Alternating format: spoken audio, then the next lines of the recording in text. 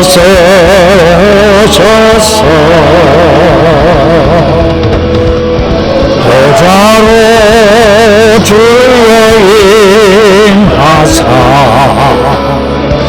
찬양을 받아 주소서. 주님을 찬양하니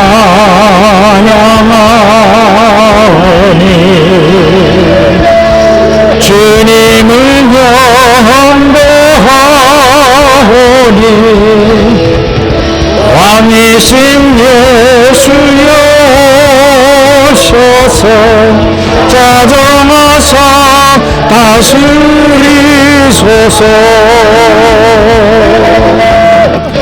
주님을 찬양하오니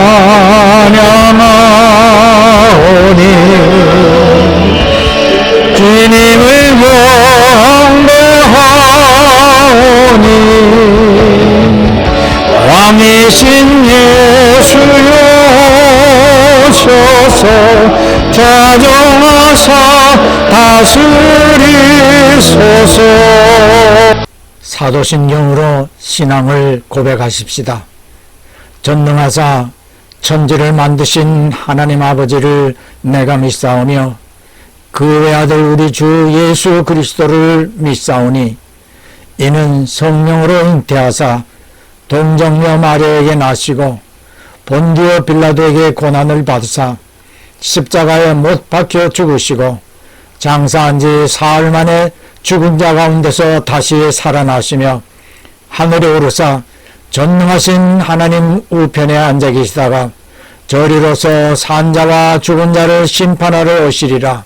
성령을 믿사오며 거룩한 공회와 성도가 서로 교통하는 것과 죄를 사하여 주시는 것과 몸이 다시 사는 것과 영원히 사는 것을 믿사옵나이다. 아멘. 찬송가 377장 예수 따라가며 복음 순종하면.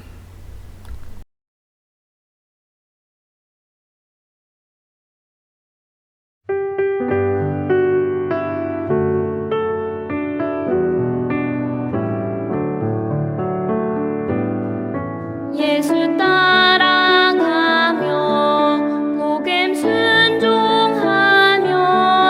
우리 행할 길 환하겠네. 주를 의지하며 순종하는 자를 주간에 함께 하시리라. 의지하고 순종하는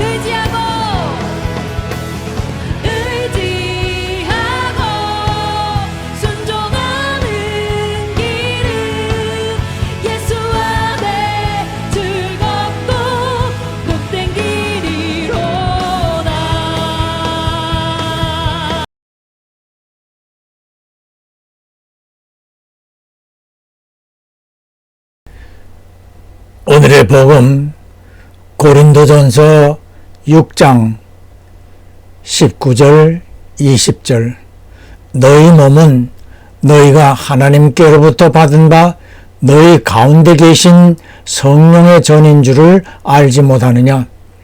너희는 너희 것이 아니라 값으로 산 것이 되었으니 그런즉 너희 몸으로 하나님께 영광을 돌리라. 아멘. 하나님의 말씀이십니다.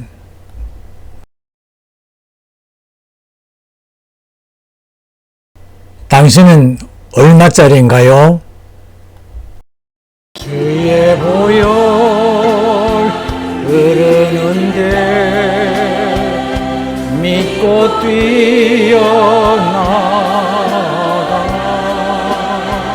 주의 은혜 내가 입어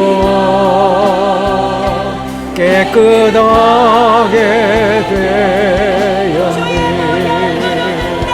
주의 보혈 흐르는데 믿고 뛰어나가 주의 은혜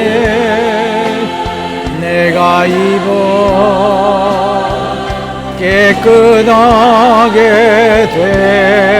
되었네. 기도합니다. 이 시간 우리의 왕이신 주 예수께서 이곳에 오시어 우리 예배를 받아주심을 감사합니다. 오늘도 이곳에서 함께 예배하는 하나님 자녀들에게 은혜와 복을 주시어 삶에서 부족함 없게 하시고 영육간에 강건하게 하시어 주님 섬기는 일에 어려움이 없도록 도와주시옵소서. 말씀을 전하는 종이나 듣는 모든 이에게 성령께서 역사하시어 믿음으로 화합케 하시어 세상에 나아가 한 주간 동안 그리스도의 일꾼으로 일할 수 있는 능력도 더하여 주시옵소서. 예수님 이름으로 기도하옵나이다. 아멘. 예수님 이름으로 여러분 모두를 환영합니다. 오늘 본문은 하나님께서 저와 여러분 모두를 주 예수 그리스도의 피로 값주시고 사시었고 그 보증으로 성령님께서 우리의 마음을 성전 삼아 내주하고 계시므로 성전으로서 우리는 몸과 마음을 다 드리어 날마다 산 제사를 드리는 삶을 통하여 하나님께 영광 돌리기를 간곡하게 당부하고 있습니다. 저는 오늘의 설교 제목으로 당신은 얼마짜리입니까? 라고 정하였습니다. 우리가 일상생활에서 어떤 물품을 구입할 때마다 이건 얼마예요? 라고 값을 먼저 묻습니다. 어떤 분은 값이 싼 것을 찾고 어떤 분은 값보다 좋은 물품을 선택합니다. 우리의 생활에서 값어치는 매우 중요한 것이지요. 그래서 값이 비싼 집이나 차 또는 옷 또는 생활용품들을 갖기를 원합니다. 오래전에 600만 불의 사나이라는 영화가 있었죠. 사람이 600만 불짜리가 아니라 그가 휴대하고 있는 보조 장비의 값이 그렇다는 것입니다. 때로 자신의 몸 치장을 사치스럽게 하기를 좋아하는 사람도 있습니다.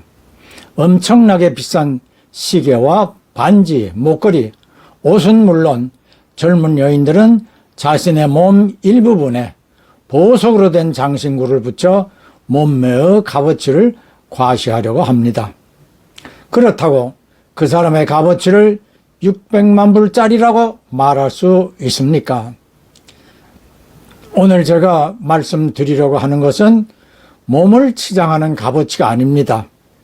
그 사람의 됨됨이, 인품, 덕목 또는 그 사람이 갖추고 있는 지식과 경험에 의한 언행 등을 평가해야 함을 말하려고 하는 것입니다.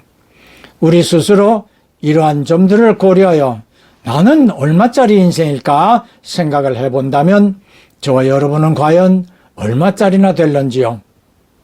성경 여러 곳에 하나님을 진흙으로 그릇을 만드는 토기장이고 만들어진 그릇들은 사람으로 비유하고 있는데 에레미야 18장 1절로 6절은 토기장의 뜻에 따라 만든다고 합니다.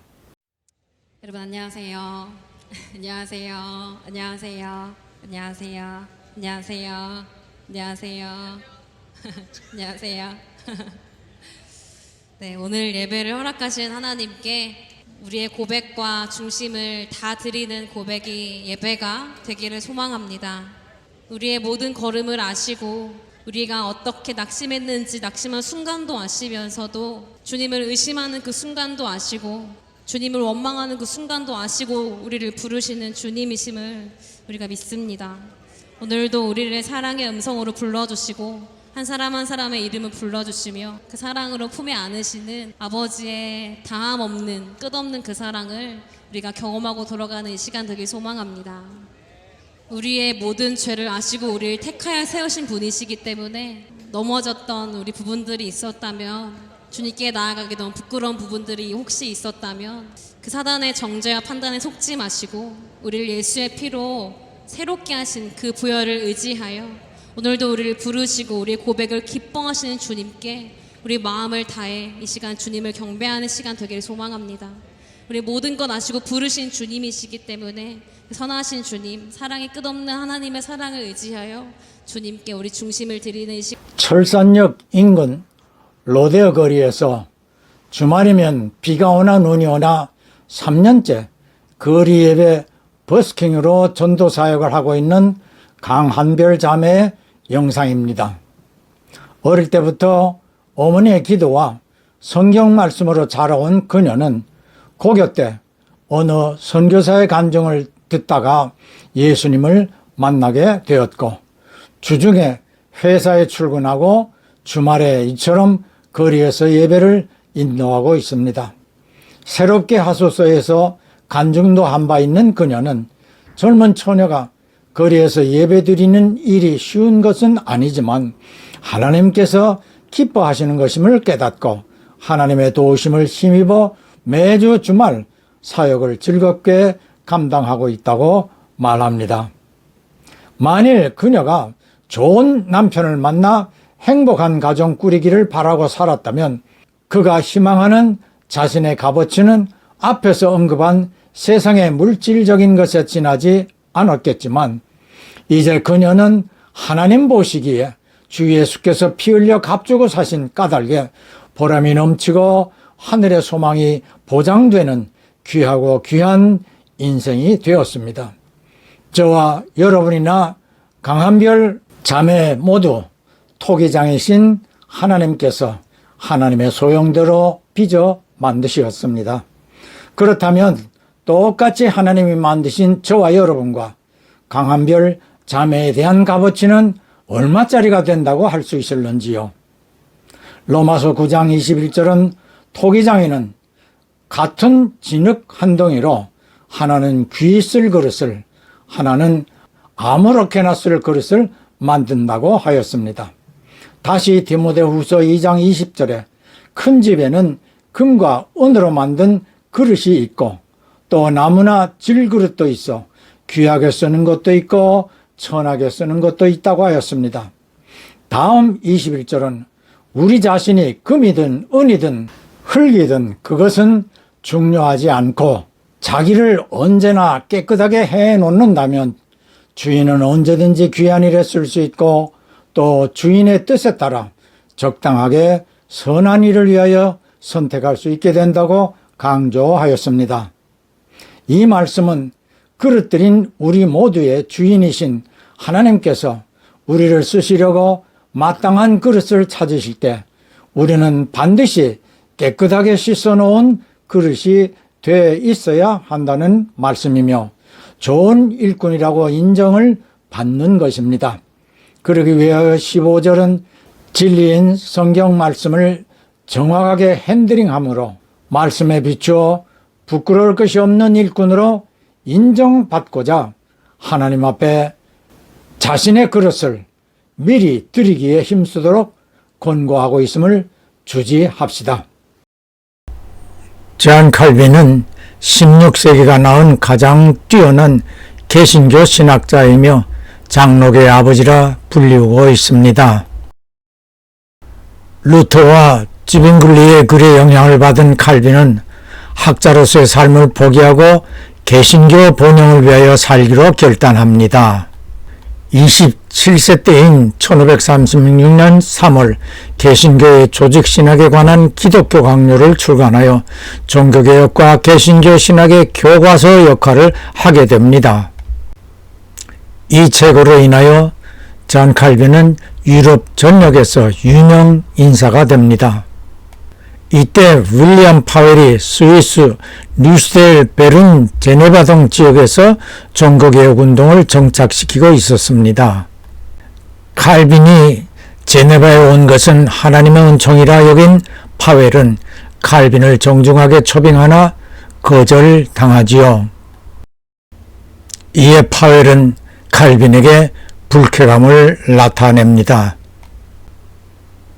당시의 제네바는 정치 난민, 용병, 사창가, 빈민들로 가득 차 있었습니다. 이에 칼빈은 제네바 변화의 꿈을 이루고자 하나님의 말씀을 선포하며 제네바 개혁 운동을 시작합니다. 평일에 직장이나 일터에서 성실하게 일을 하는 것도 하나님께 드리는 예배가 될 수 있다고 제네바 시민들에게 선포합니다. 맥스 웨버는 서구 국가의 번영은 제네바에서 칼빈의 가르침에 의하여 시작되었다고 합니다. 유럽의 교통과 상업의 요충지인 제네바의 은행 금리는 살인적으로 고리였으며 칼빈은 금융가를 향하여 시민들에게 고리를 취하지 말라고 경고하였습니다.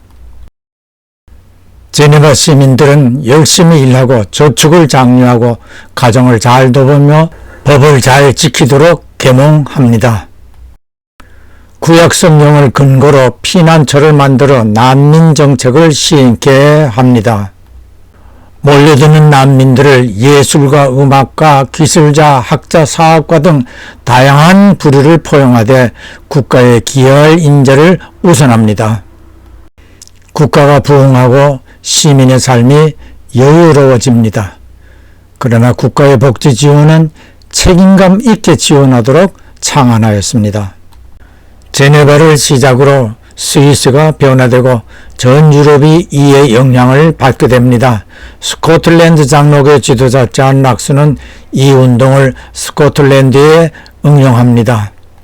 존 락스는 제네바는 사도시대 이후 지상에 존재했던 가장 완전한 그리스도의 학교이다 라고 말했습니다. 스코틀랜드에서 시작된 칼빈 운동은 여왕 메리를 축출하고 민주국가로 발전케 하여 축출된 여왕 메리는 존 락스의 기도가 10만 대군보다 더 위협적이라고 하였습니다. 칼빈은 시대의 신학자일 뿐 아니라 현대 자본주의와 사회복지 정책의 선구자이며 서구 민주주의의 아버지라 할 수 있습니다.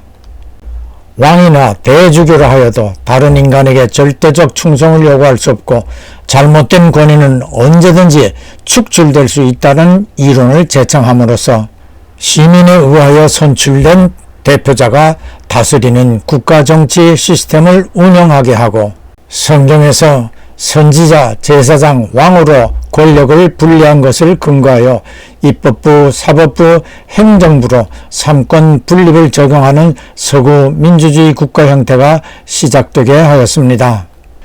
13가지 질병을 앓던 칼빈은 설교 중 쓰러졌으나 여호수아 강해 집필을 마치고 천국으로 떠납니다. 자신의 무덤을 절대 화려하게 하지 말고 평범하게 하되 무덤의 위치도 모르게 하도록 하였으나 사후 세월이 오래 지나 발견된 무덤은 너무 평범하였습니다.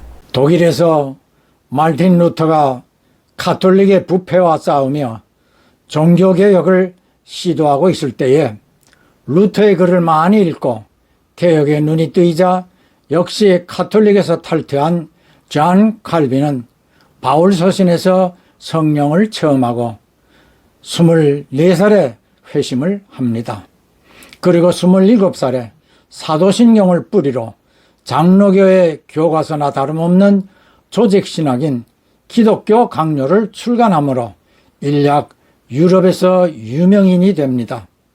스위스 제네바로 와서 종교개혁을 추진하던 크롬웰 파웰을 만나 그의 종교개혁운동 협력 요청을 받고 거부하나 결국 빈민들로 득실거리는 이 도시에 남아 성경에 입각한 부흥운동을 꿈꾸게 되고 제네바를 성경적 개혁으로 하나님의 말씀이 다스리는 거룩한 도시이자 유럽의 모범도시가 되게 합니다. 앞의 영상에서 본 것처럼 제네바 시민들을 가정과 경제개혁 운동에 참여케 하고 금주 11조 생활, 저축장려, 금융업의 고리대금 금지 등으로 오늘날까지 스위스 은행은 가장 신뢰받는 은행이 되고 있습니다. 많은 종교 지도자들이 앞다투어 칼빈의 부흥운동을 장려하였고 제네바를 유럽의 금융 중심지로 변화시킨 칼빈의 종교, 경제, 사회 전반에 걸친 개혁과 부흥운동을 칭찬하였습니다. 칼빈은 루터와 쯔빙글리와 함께 종교개혁의 3대 인물로 불리고 있을 뿐 아니라 스코틀랜드 장로교의 아버지인 존 락스는 사도시대 이후 제네바는 그리스도의 모범학교 같은 성경적 도시가 되었다고 극찬을 하였습니다. 칼빈은 교회가 시의회를 종용하여 제네바시를 도덕적으로 모범이 되도록 하므로 현재까지도 제네바의 사회구조는 모든 면에 국제사회에서 모범적입니다. 사실상 칼빈은 제네바 시장의 역할을 하고 시민들의 복지정책과 시민들의 생활 규범까지 성경의 가르침을 받게 하였습니다. 칼빈의 인생 가치는 얼마짜리나 될까요? 앞에서 거리 버스킹으로 하나님께 영광을 돌리고 있는 강한별 자매의 가치는 또 얼마짜리가 될런지요? 제 생각으로 이들의 생애는 세상의 가치로는 값을 매길 수 없는 만큼 예수짜리라고 할 수 있지 않을까요? 본문의 말씀처럼 만왕의 왕이신 주 예수께서 죽으시고 그 피값으로 우리를 사서 그리스도의 것으로 변화시켜 주시었으므로 우리 모두 예수짜리 된 것을 확신하며 하나님께 감사로 찬송을 드리십시다. 예, 아멘, 할렐루야. 봉헌은 예배의 한 요소입니다. 헌금, 예물 다 중요하지만 헌신, 나 자신을 온전한 제물로 드리려는 마음이 제일 중요합니다. 주 예수께서는 십자가에서 피와 물을 다 쏟으시어 우리를 위해 희생하신 어린 양의 제물입니다. 한 주간 세상에 나가 그리스도를 대신하여 빛과 소금이 되는 삶으로 주 예수님을 높일 수 있도록 모든 성도들과 이들의 가정과 하는 일들 위에 구주 예수의 충만한 은혜와 아버지 하나님의 크신 사랑과 보혜사 성령님의 교통하심이 항상 함께 하실지어다. 아멘.